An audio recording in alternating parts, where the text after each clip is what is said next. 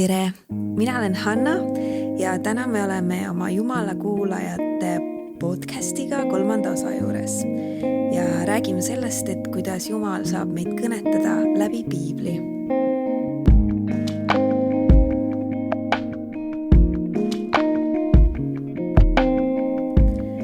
Tänane kirjakoht on 2. Korintuse 3, salmid 14-17. Kuid nende mõtteviis on paadunud. Veel täna päevani jääb Vana Testamendi lugemise peale seesama kate.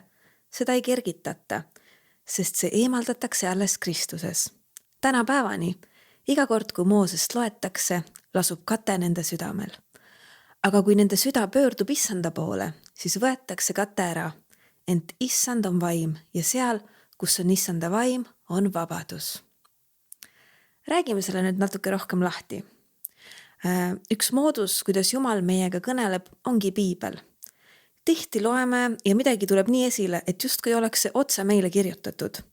See võib lihtsalt meelde jääda, südames kripeldama hakata või võib olla ka väga konkreetne ja otsene kõnetus. Me saame paluda, et Jumal meid eriliselt läbi loetu kõnetaks.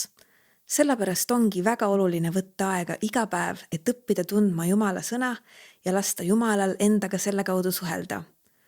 Palveta enne Piibli lugemist, et sa oskaksid ära tunda Jumala kõnetust läbi tema sõnade. Kui ma olin väike, siis mäletan hästi, et mu vanematel oli väike puidust karp, mis oli täis väikseid pabereid ja iga paberi peal oli mõni kirjakoht.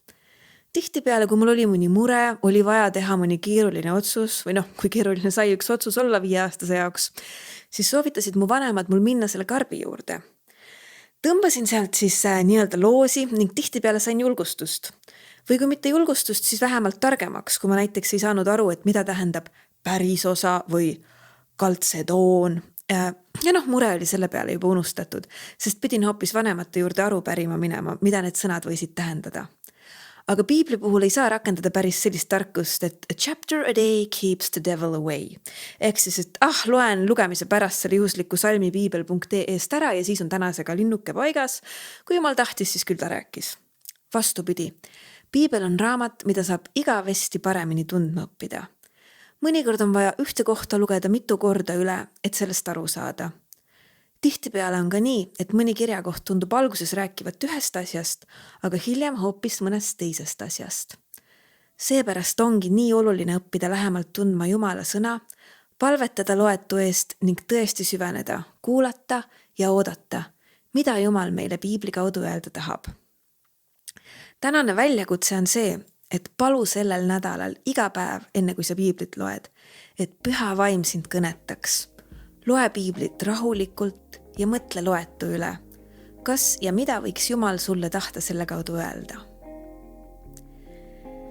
Ja tänane palve. Taevane Isa, me täname sind Piibli eest. Aita meil kuulata sind, kui me seda uurime. Anna meile tarkust, et me tunneksime ära, mis on sinu kõnetus ja mis on meie enda mõtted. Aamen.